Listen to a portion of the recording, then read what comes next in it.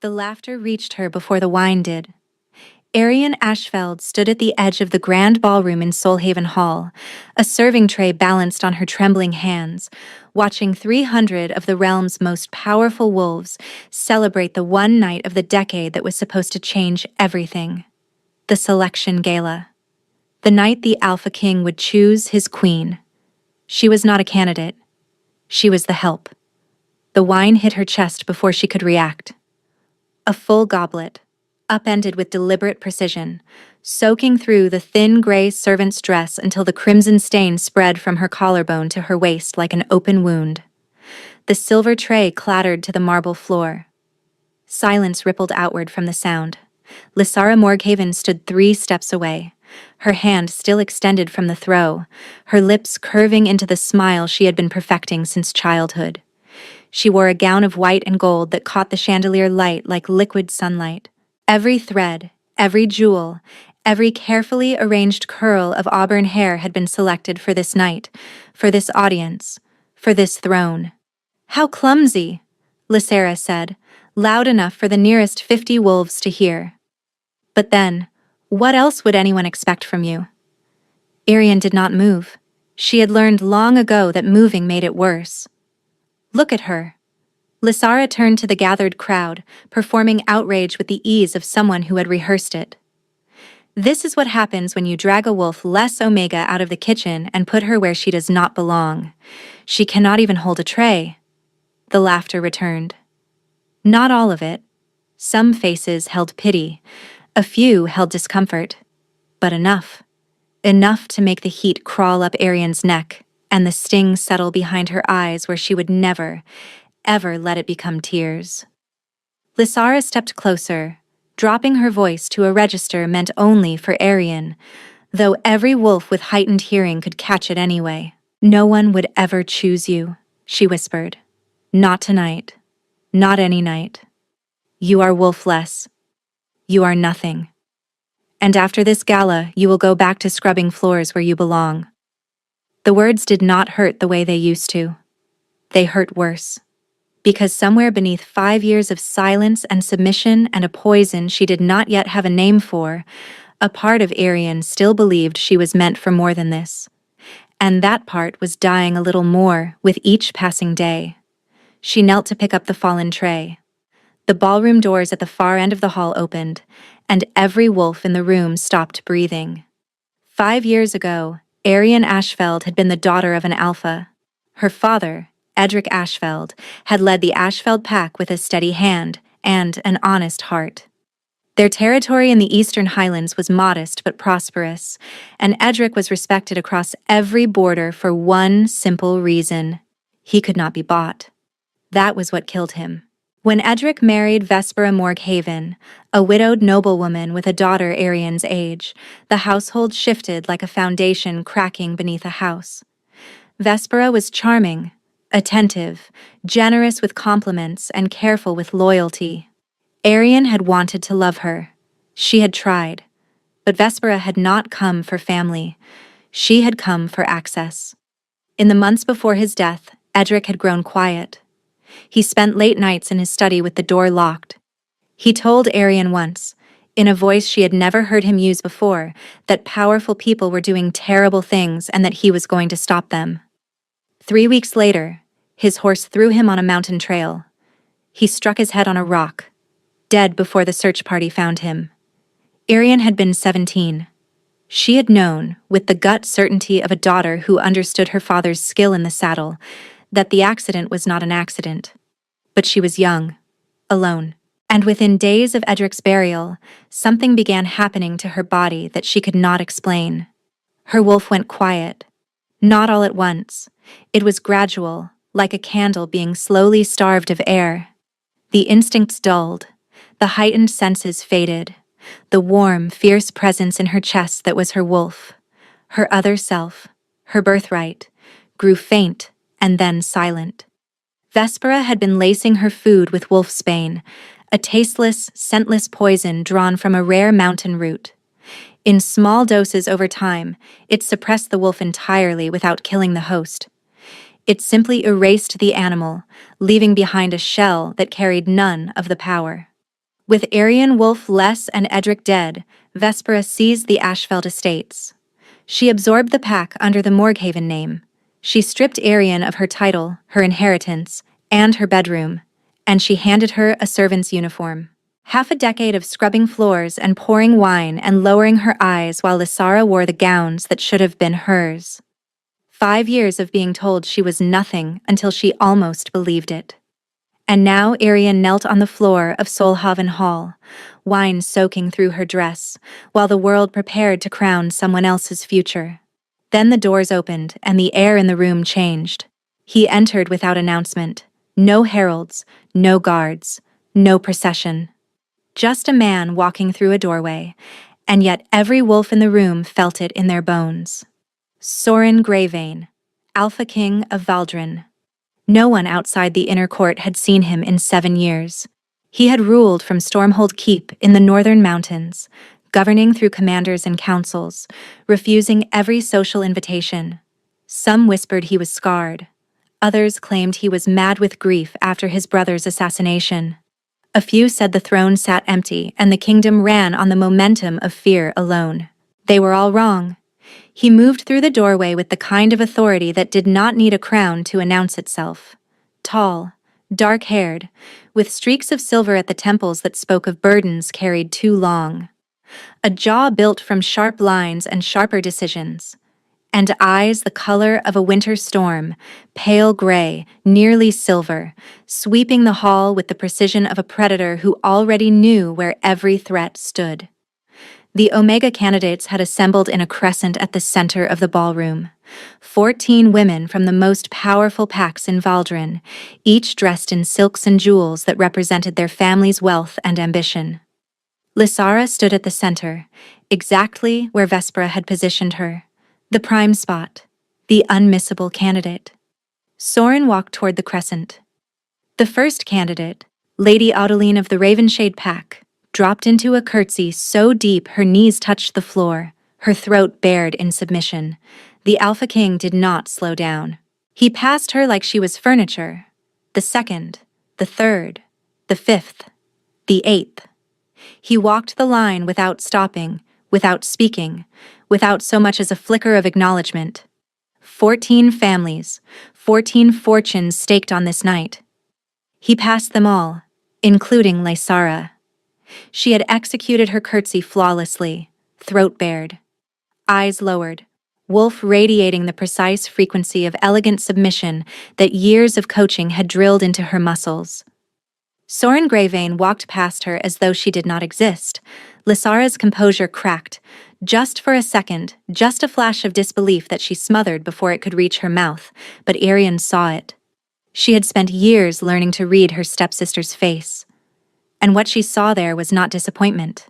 It was the first tremor of fear. The Alpha King cleared the crescent entirely. The candidates broke formation, confused, murmuring, scandalized. The hall watched in stunned silence as the king walked away from every eligible Omega in the realm, and kept walking, toward the pillar, toward the wine stain, toward her. No. Aryan pressed her back against the stone column. Every instinct she had left, the human ones, the survival ones, screamed at her to run. This was not right. This was not possible. He stopped, 2 paces away, close enough that she could see the faint scars along his jaw, the shadows beneath his eyes, the tension locked into his shoulders like a man bracing against a weight only he could feel. Those silver eyes found hers, and held. The ballroom disappeared. Something deep in Aryan's chest. Something that had been silent for years. Something she had mourned and buried and given up for dead. Flickered. Not possible. The wolfsbane had taken everything. There was nothing left to feel. But she felt it. A warmth. A pull. A sound beneath sound, like a heartbeat that did not belong to her. "What is your name?" His voice was low, rough, meant for no one else. Instead of curtsying, instead of lowering her eyes, she lifted her chin and met the gaze of the Alpha King of Valdrin with wine dripping from her dress and nothing left to lose.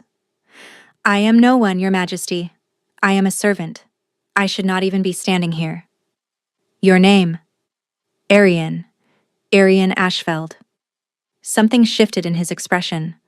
Recognition, calculation, and something else. Something that moved too fast and burned too bright for her to name. Ashfeld, he repeated, quiet, like a man finding a door he had been searching for in the dark. Then he turned to face the hall. 300 wolves, 14 rejected candidates. Every powerful family in Valdrin holding its breath. I have made my choice. The silence lasted exactly 2 heartbeats. Then it shattered. Lysera's shriek of fury cut through the eruption like a blade through silk. Vespera surged from the crowd, her face white and rigid with a rage that had nothing to do with social embarrassment and everything to do with plans unraveling. Gasps collided with protests. Disbelief crashed against outrage. A wolfless Omega, a servant in a stained dress, chosen over every noble candidate in the kingdom. Arian's vision blurred, her knees buckled, the world tilted sideways. A hand caught her arm, steady, warm, strong enough to hold up a kingdom. Soren Gravane positioned himself between her and the crowd, his body angled like a wall, like a weapon, like a man who had just made a decision he would defend with everything he had. Breathe, he said, low enough that only she could hear. And do not kneel. You do not kneel to anyone. Not anymore. Behind them, the court was fracturing in real time, alliances recalculating, futures collapsing, a kingdom pivoting on a single impossible choice. But Arian heard none of it. She heard only her own heartbeat. And beneath it, for the first time in 5 years, the faintest answering echo of something wild and golden and furious. Something that had been waiting in the dark. Something that was waking up. They took her through a passage behind the ballroom's eastern wall. The sounds of the gala faded behind them like a tide pulling back from shore. Soren led her into a chamber at the end of the corridor, a war room. Maps covered every wall. A heavy oak table dominated the center, scarred with the marks of blades and fists. This was not a room built for ceremony. It was built for decisions that changed the shape of kingdoms. Soren dismissed the guards. The door closed. The silence was total. He turned to face her. The magnetism from the ballroom was gone. In its place was something colder, sharper. A man stripping away performance and revealing the machine beneath. Sit, he said. I would rather stand. His mouth twitched, not a smile. Something adjacent to one. Then stand. You have questions. I have nothing but questions. Then I will save you the trouble of asking the first one. I did not choose you because of sentiment. I chose you because when I entered that hall, I sensed something buried beneath years of wolfsbane that every other wolf in the room had missed. Arian went still. You know about the wolfsbane. I can smell the compound in your blood. Trace amounts, accumulated over years. Someone has been poisoning you. Deliberately. Systematically. His gaze did not waver. Your stepmother, I assume. Hearing it confirmed by someone with no reason to lie made the floor feel unsteady beneath her feet. Why would you care? She asked. Because I have been hunting the people responsible for my brother's murder for 3 years, and every thread I have pulled leads back to the same web of families, the Morghavens, the Ravenshades, the Kelvorns. He pushed off the table and began pacing. They call themselves the Inner Circle, an alliance of packs who believe the crown has grown too powerful and that a new order, their order, should replace it. And you think Vespera is part of this? I think Vespera is one of its founders, and I think your father discovered the circle before he died. Soren stopped pacing, which is why they killed him. The room compressed around her, her father's locked study, the late-night visitors, his voice saying powerful people were doing terrible things. You knew, Arian breathed. You knew he was murdered. I suspected. I could not prove it. The circle has allies in my own court. Wolves I cannot yet identify. If I strike without sufficient proof, they scatter, regroup, and I lose my only chance to dismantle them. So what do you want from me? Your father kept records. Evidence hidden somewhere the Morghavens have never found. I believe he left you a way to locate them. I do not know where any records are. Not yet. But the wolfsbane suppresses more than your wolf. It buries memories, instincts. Once the poison is purged, things you have forgotten may resurface. He stepped closer. Here is what I am proposing. Marry me, become my queen. Under my protection, Vespera cannot reach you. I will purge the poison from your body, restore your wolf, and give you the resources to recover whatever your father left behind. And in return, you help me destroy the inner circle. Every name, every alliance, every secret. We tear them out, root and branch. That is not a marriage proposal. That is a battle plan. It is both. I need a queen who is not connected to the families conspiring against me. You need protection that cannot be broken. This serves us both. And if I say no, then I escort you from Soulhaven tonight. The poison continues. Your wolf dies permanently within 2 years, and the families who murdered your father and my brother continue without consequence. 2 years. The number landed like a stone dropped into still water. One condition, Irian said. Her voice was steady, though her hands were shaking. If I do this, I want justice. Not just for the conspiracy, for every Omega Vespera has exploited, every pack she has swallowed, every life she has ruined. You are setting terms while standing in a servant's dress soaked with wine. Is that a problem? No. And this time, the thing on his face was unmistakably a smile. Brief, reluctant, real. It is exactly what I needed to see. Agreed. And one more thing. When my wolf returns, I fight beside you. Not behind. Not underneath. Beside. Besides. He repeated as though testing the weight of a word he had never used. He extended his hand. Scarred knuckles. A palm that had held swords and signed death warrants and carried a kingdom for 7 years. Do we have an agreement, Arian Ashfeld? She took his hand. We have an agreement. His grip was warm and absolute. Then we leave tonight. Stormhold Keep is 3 days north.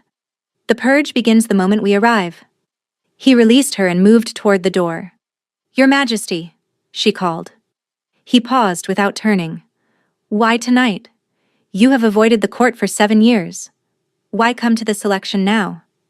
His shoulders shifted, and for one moment, the machine cracked, and something human showed through the seams. I was not planning to attend. I changed my mind at the last moment. I cannot tell you why. I only know that if I had not, you would have been dead inside 2 years, and I would have spent the rest of my life searching for evidence locked inside a ghost. Then he was gone, and Arian stood alone with the maps and the fire and the shape of the choice she had just made. She had entered this palace as a servant. She would leave it as a future queen, and the people who had stolen everything from her did not yet know that their weapon had just changed hands. Stormhold Keep announced itself long before it came into view. First, the temperature dropped, then the trees vanished, then the road narrowed to a single track carved into the face of a cliff above a roaring sea. And then the fortress rose from the black rock, a brutal silhouette against a sky the color of bruised iron. 4 towers of dark granite connected by walls thick enough to repel cannon fire. Windows narrow as arrow slits. Banners bearing the gray vein crest, a silver wolf howling against a black storm, cracking in the relentless wind. Everything about Stormhold said the same thing. Come if you must, but know what waits. Irian arrived in a carriage marked with the royal seal. Her body was already rebelling against the absence of wolfsbane, tremors in her fingers. A low fever that made the edges of the world soft and unreliable. At the gates, a woman waited. Tall, silver-haired despite being no older than 40. She carried herself with the straight-backed precision of someone who had spent decades turning chaos into order. "Commander Ilvrin Kael," Soren said. "She runs Stormhold. She answers to me and to no one else. She will manage your care, your training, and your protection." Ilvrin studied Arian with eyes that missed nothing. The trembling hands, the flush of fever, the careful way she held her weight. "She is thinner than the report suggested," Ilvrin said flatly. "She held her ground against 300 wolves in a wine-stained dress. Underestimate her at your own inconvenience." The North Tower suite was sparse and cold and clean. Stone walls, a hearth already lit, a copper tub steaming with water that smelled of sharp, unfamiliar herbs. "Wolfsbane extraction bath," Ilvrin explained. "Twice daily. It draws the poison through the skin. The process is not gentle. Nothing about this has been gentle." After Ilvrin left, Arian found a leather-bound journal on her bedside table. Soren's intelligence on the inner circle. 3 years of obsessive investigation in dense, angular handwriting. On the final written page, one line stood apart. "Edric Ashfeld was the closest anyone has come to exposing the circle. His daughter may be the key. She has survived years of what should have destroyed her. That is not weakness. That is proof." Arian closed the journal and looked out at the sea crashing against the cliffs. Somewhere south, Vespera and Lysara were surely plotting. They had taken her father, her wolf, her name, her home. They believed she was broken beyond repair. Good. Let them believe it for a little while longer. The purge nearly killed her 3 times. The first night, her fever spiked so violently that the physicians packed her in ice while her body convulsed. The second week, her heart stuttered and stopped for 4 seconds before Ilvrin's fist against her sternum shocked it back into rhythm. On the 17th day, the poison that had saturated her tissues for half a decade began to expel itself through her skin in a rash so severe that she clawed her own arms raw before the physicians could restrain her. Through all of it, she heard Soren's voice, not always in the room. Sometimes from the corridor outside her door. Sometimes from the chair beside her bed where she would find him sitting when the fever broke at dawn, still dressed in yesterday's clothes, a half-finished report on his knee. He never acknowledged these vigils. She never asked him to. On the 18th morning, Arian opened her eyes and felt something she had not felt since she was 17. Warmth. Not fever warmth. A living warmth. A presence inside her chest that pulsed with its own rhythm, its own fury. Her wolf. She told Soren that evening. Their dinners had become a ritual. A long table, 2 chairs at opposite ends. Maps and intelligence reports spread between the food. The distance between them deliberate. "She is there," Arian said, pressing her palm flat against her breastbone. "Faint. Like hearing a voice through a wall? But she is alive." Soren set down his fork. Something moved across his face that she had never seen there before. Relief. Not strategic satisfaction. The raw, unguarded relief of a man who had been afraid and would never admit it. "Good," he said. Just that. But the word carried more weight than he intended. The training began immediately. Ilvrin was merciless. Combat, defensive formations, pressure points. Arian ran the cliffs until her lungs screamed and then ran them again. She memorized the political hierarchy of every major pack in Valdrin, their alliances, their debts, their weaknesses. "You hesitate before every strike," Ilvrin said, after pinning her to the floor for the 14th time. "You flinch before contact. You have spent years making yourself small. Stop it. Smallness is a habit, not a fact. Being beaten is also a choice. I am choosing to learn the difference." Ilvrin pulled her to her feet without gentleness. "Good answer." Again. By the 3rd week, Arian stopped flinching. By the 4th, she started hitting back. The evenings belonged to Soren. They reconstructed her father's final months piece by piece, a locked study. Visitors who arrived after midnight. A conversation she had overheard through floorboards, her father's voice tight with anger, saying, They are building something that will swallow this kingdom whole. Did he give you anything before he died? Soren asked one evening.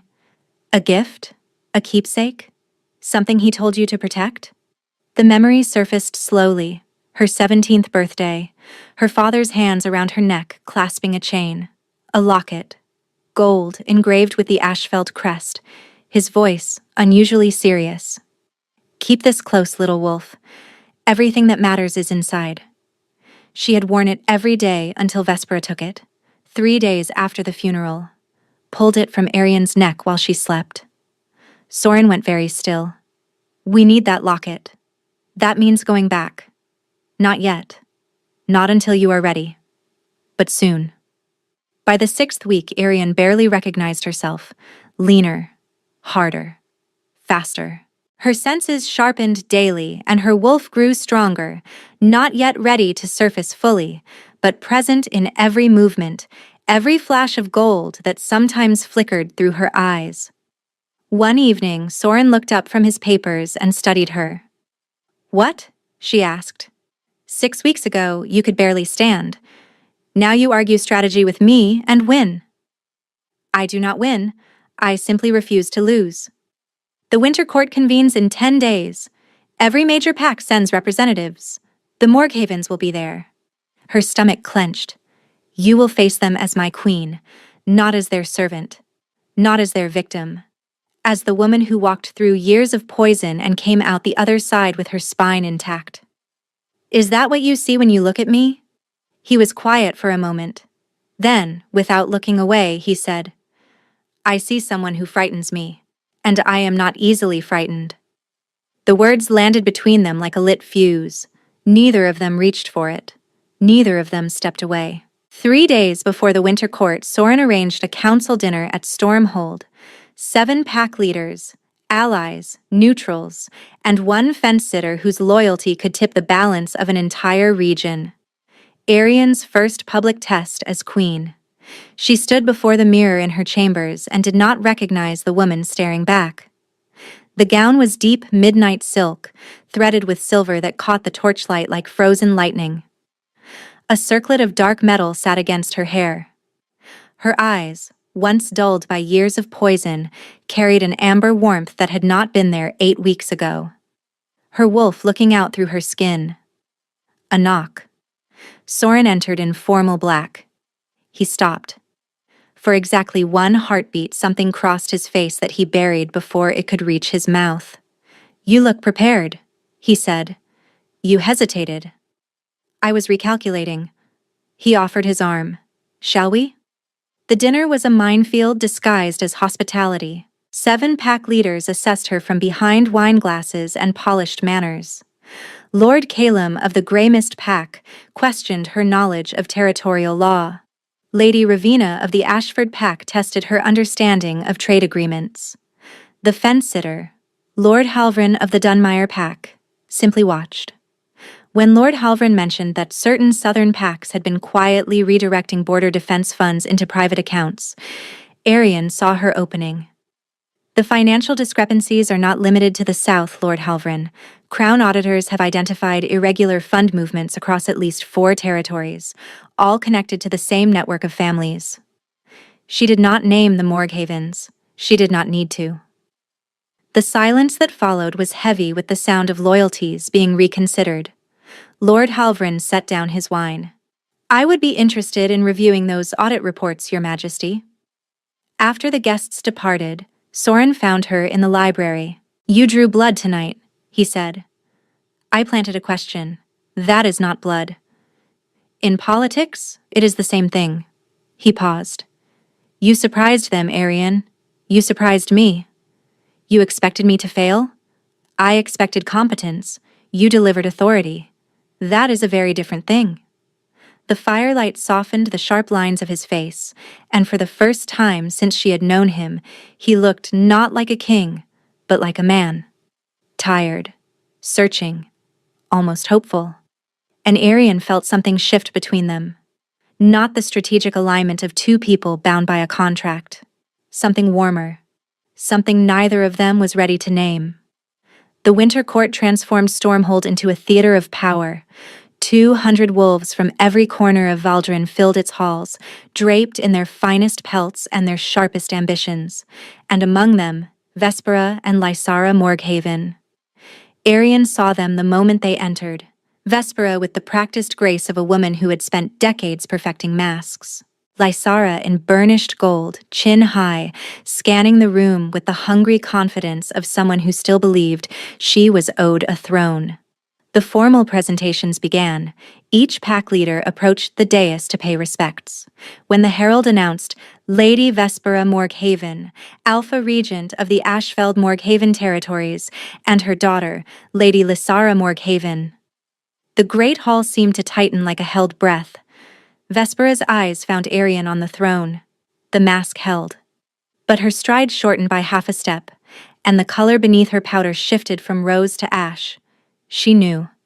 In that single moment, looking up at the stepdaughter she had poisoned and enslaved and erased, Vespera understood that the game had changed.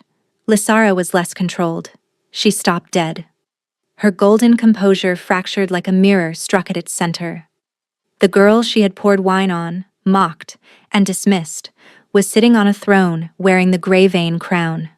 Looking down at her, Lady Morghaven, Soren said, his voice carrying the precise temperature of a man savoring a moment he had engineered. How generous of you to attend. I trust you recognize your queen. Vespera recovered. She always did. Your Majesty, what an extraordinary development. We had no idea our dear Arian had achieved such distinction. Dear Arian, Soren repeated.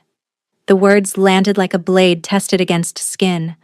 I imagine this must come as quite a shock, given the care your family provided her. Lysara forced words through a jaw locked tight with fury. We were so worried when you vanished after the selection. I left with my husband, Arian said. That is typically what happens after a king makes his choice. But I appreciate your concern, sister. The word sister detonated silently across the hall. Whispers erupted. The queen is her stepsister. She was their servant?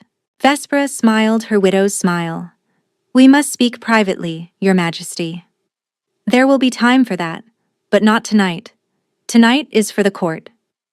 The dismissal was precise and total. But as they turned to retreat, Arian caught the look between mother and daughter. Not defeat. Recalculation. After the feast, Soren found her on the battlements. The wind tore at her gown and she let it. She needed something real against her skin after hours of performing composure she did not feel. You held the line, he said. I wanted to scream. When Lysara called me dear, I was 17 again for a moment. Kneeling on a kitchen floor. But you did not kneel tonight. You made her curtsy to you. Why does that feel like it is not enough? Because justice is slower than rage, but slower does not mean weaker. She turned to look at him in the moonlight. When did you stop doing this alone? She asked. He held her gaze. The night a girl in a servant's dress told the Alpha King she would rather stand. The Morghaven struck on the third day. It began with whispers. Carefully planted rumors that the queen was mentally unstable, that the poison had destroyed her mind, that she had no wolf, and was therefore unfit for the crown. Then, the formal challenge. Lysara Morghaven stood before the assembled court and invoked the right of proving. An ancient law, unused for over a century, that allowed any wolf to challenge the queen's fitness by demanding she shift publicly. If she could not, the selection was void. A queen without a wolf is no queen at all, Lysara declared. Let her shift before the court. If she cannot, this farce ends tonight. The hall erupted. Soren rose from the throne, fury rolling off him in waves that made the nearest wolves step back. Lord Aldrin Morghaven, Vespera's brother, stepped forward. A broad-shouldered alpha with the smile of a diplomat and the instincts of a predator. It is ancient law, your Majesty. Unless the king would place himself above it?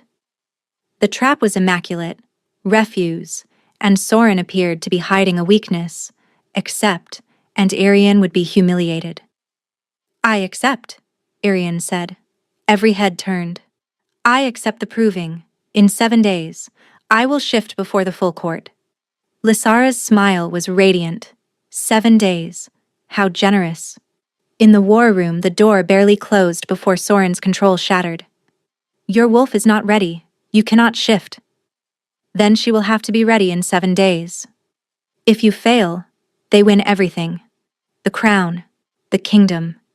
The conspiracy survives. Everything your father died for, everything your brother died for, is buried forever. And if it kills you, then I die trying instead of dying silent. Soren closed the distance between them in 2 strides. His hands gripped her arms, not hard, but she felt the tremor running through him. The unshakable Alpha King was shaking. I cannot lose you, he said. The words came out rough and raw, like something torn from behind a wall he had spent 7 years building. I brought you here for strategy. I married you for advantage.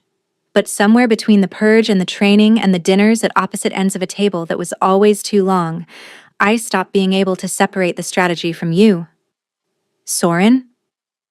I love you. He said it like a man stepping off a cliff. I did not plan it. I did not want it.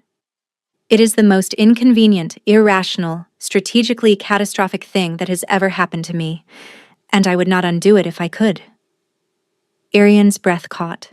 5 years of being told she was unworthy of love, and the most powerful alpha in Valdrin was standing in front of her, shaking, telling her she had wrecked every careful plan he had ever made.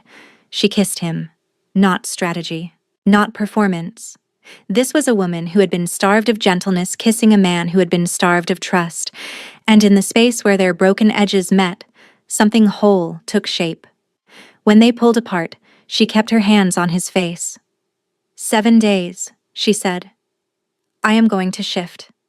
I am going to destroy them. And then I am going to love you for the rest of my life without a single strategic reason. That is the best battle plan I have ever heard. That night, alone in her chambers, Arian pressed both hands against her chest and spoke to the wolf inside her. 7 days. They buried us. They poisoned us. They called us nothing. The warmth pulsed, brighter than it had ever been. Angry. Ready. 7 days. Then we show them what nothing looks like when it rises. Deep inside her, something answered. Not a flicker this time. A roar. Moonrise on the 7th night. 200 wolves formed a circle in Stormhold's great courtyard. Torches blazed against the dark. The air smelled of frost and fear and the particular electricity that precedes irreversible events. Arian stood at the center of the stone platform in a white shift, barefoot on ancient rock. No crown, no circlet, no armor, just her. Across the courtyard, Lysara stood with Vespera and Lord Aldrin, victory already painted on their faces. Soren stood at the north edge of the circle, motionless, expression carved from stone, but Arian could feel him through the bond that had been growing between them. A pulse beneath her pulse, steady and warm and terrified. He believed in her. She could feel that too. It was the only thing holding her together. The right of proving has been invoked, Lord Aldrin announced. The Queen will demonstrate her wolf. If she cannot shift, the selection is voided. Arian closed her eyes. Years of wolfsbane dissolved in her meals. Years of silence where a voice should have been. 5 years of kneeling on cold floors and swallowing the lie that she was nothing. But here was the truth. You cannot kill something by burying it. You can only make it angry. And years of anger compressed and denied and forced into the smallest possible space does not fade. It detonates. She reached inward, past the fear, past the doubt, past the scar tissue of every insult and every blow, and every morning she had woken up unable to feel the wolf who was supposed to be her other self. And she found her. Not the fragile flicker of the early weeks.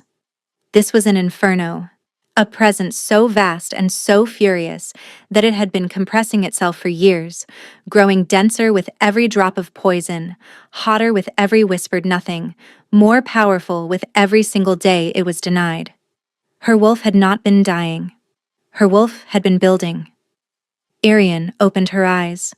They blazed gold. The shift was not controlled. It was a detonation. Her bones reshaped.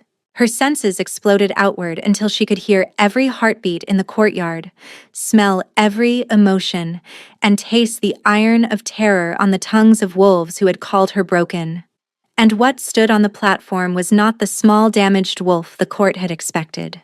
She was immense, fur the color of moonlight on fresh snow, eyes like molten gold that swept the courtyard with an intelligence that transcended the animal, and radiating from her in waves that buckled the knees of every wolf present, a power that had not walked Valdrin in 300 years. A lunar wolf, Lady Ravina breathed, the rarest wolf in existence, an omega whose bond with an alpha king multiplied both their powers beyond calculation, a wolf who could hear lies in heartbeats, who could compel obedience with a single howl. The Morghavens had not been suppressing a troublesome stepdaughter. They had been burying the most powerful wolf born in 3 centuries. And they had known. Arian could taste it now with her awakened senses, the bitter, metallic flavor of Vespera's terror. That was the entire point of the wolfsbane. Not because Arian was nothing, because she was everything. She turned her golden gaze on Lysara and howled. The sound shook the stones of Stormhold. 200 wolves dropped to their knees, not by choice, by nature. The lunar wolf's howl was not a request, it was a law of physics. Lysara knelt. Vespera knelt. Lord Aldrin, who had orchestrated this trap with surgical confidence, knelt on the cold stone with his hands shaking. Arian shifted back. She stood on the platform, breathing hard, gold still flickering in her eyes. She looked down at the Morghavens. You told me no one would ever choose me. You poisoned me to make sure of it. You killed my father because he tried to stop you. And you buried my wolf because you knew exactly what I was, and it terrified you. Lies, Vespera hissed, but her voice cracked. A lunar wolf hears lies the way you hear speech. Your heart is racing. Your scent is rotten with guilt. Arian's gaze swept the courtyard. And I can sense every wolf here who conspired with you. She pointed, one by one. Lord Aldrin, Lady Ravenshade, Lord Kelvorn, Commander Dureth, you conspired against the crown, and you murdered Prince Tavrin to weaken the king. Lord Aldrin erupted to his feet, shifting mid-stride, his massive wolf form lunging toward the platform. Soren was faster. A wolf black as a starless sky slammed into Aldrin, driving him into the courtyard stones, jaws locked around his throat. Yield, Soren growled, or I end this differently. Aldrin yielded. Ilvrin's soldiers moved with swift precision, seizing every conspirator Arian had identified, bound, stripped of rank. As Lysara was dragged past the platform, she screamed, You were nothing! You were supposed to stay nothing! Arian held her stepsister's wild, shattered gaze. You spent years teaching me what it feels like to be powerless. Now you understand the lesson. Then Lady Ravina stood. Lord Calum. Lord Halvrin. One by one, every loyal wolf rose. The queen has proven her wolf, Lady Ravina declared. The right is satisfied. Long live the queen. The cry cascaded from wall to wall until it shook the ancient stones. Long live the queen! Arian's knees gave. Soren was there, human again, his arm around her waist, his breath against her temple. You did it, he said. His voice was wrecked. Every moment of that was you. She leaned into him, exhausted, shaking, more powerful than she had ever been. They had buried her. And she had risen as something they could never bury again. Later. The fire burned low. The celebrations echoed distantly from the great hall below. The world had changed its shape, and the 2 people most responsible for the change sat together in the quiet, letting the enormity settle. Soren held her hands, turned them over, traced the lines of her palms as though reading a map that led somewhere he had never expected to go. I chose you at that ball because I sensed a suppressed wolf and saw an opportunity, he said. I married you because I needed a weapon against the circle." He lifted her hands and pressed his lips against her knuckles. "But somewhere between the strategy and now, you became the reason I fight, not the instrument. The reason." "You are the worst strategist in the realm," she said, her voice thick with tears. "Falling in love with your own weapon." "The worst," he agreed. "And the luckiest." "I love you," she said. "Not because you saved me, not because you gave me a crown. Because you looked at a girl the entire world had thrown away, and you saw something worth choosing." The mate bond between them blazed, gold and silver intertwining, not ceremony, not politics. Choice. The purest, most terrifying, most unbreakable thing two wolves could share. Some bonds are forged in fire. Theirs was forged in poison, in silence, and in the stubborn refusal to let the dark have the last word. 6 months later, Stormhold's East Tower held the Ashfeld Sanctuary, a refuge for Omegas who had been poisoned, silenced, exploited, or discarded by the wolves who should have protected them. 41 women lived there now, healing, training, finding their wolves and their voices again.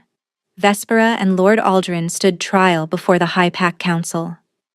Life imprisonment in the stone vaults beneath the northern mountains.